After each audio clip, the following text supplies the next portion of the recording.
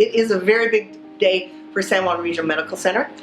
Today we are unloading, placing into service new beds for our patients.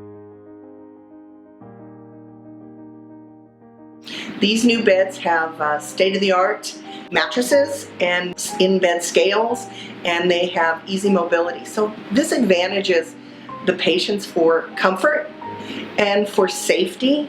It also is very good for a patient's skin. So, when somebody is in bed for long periods of time and stuff, we always run the risk of skin breakdown.